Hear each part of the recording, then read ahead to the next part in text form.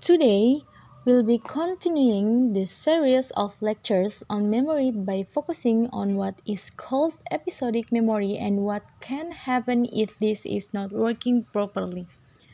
Episodic memory refers to the memory of an event or episode. Episodic memories allow us to mentally travel back in time to an event from the past. Episodic memories include various details about these events. For example, when an event happened and other information such as the location to help understand this concept. Try to remember the last time you ate dinner at a restaurant. The ability to remember where you ate, who you were with, and the items you ordered are all features of an episodic memory.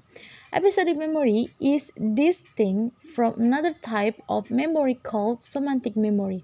This is the type of factual memory that we have in common with everyone else. That is your general knowledge of the world. To build open to a previous example, remembering where you park your car is an example of episodic memory, but your understanding of what a car is and how an engine works are examples of semantic memory. Unlike episodic memory, semantic memory isn't dependent on recalling personal experiences. Ep- Episodic memory can be thought of as a process with several different steps of memory processing, encoding, consolidation, and retrieval. The initial step is called encoding. It involves the process of receiving and registering information, which is necessary for creating memories of information of or even that you experience.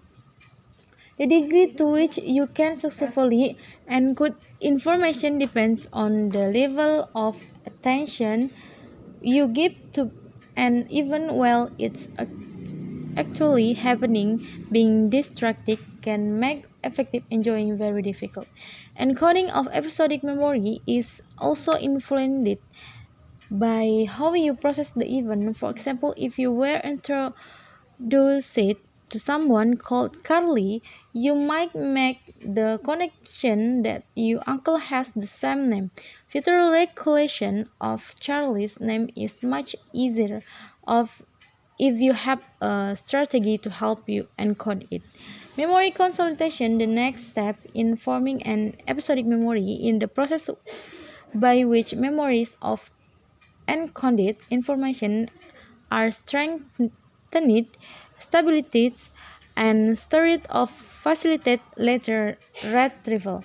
Consolidation is more effective when the information being stored can be linked to an exciting network of information. Consolidation makes it possible for you to store memories for later retrieval indefinitely.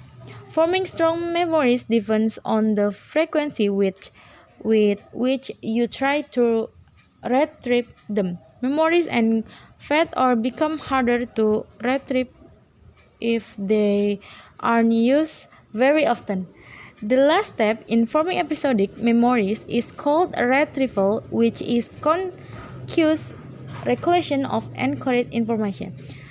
Retrieving information from episodic memory depends upon semantic, olfactory, auditory, and visual factor. This helps episodic memory retrieval by acting as a prompt. For example, when recalling where you park your car, you may use the color of a sign close to where you park. You actually have to mentally travel back to the moment you park.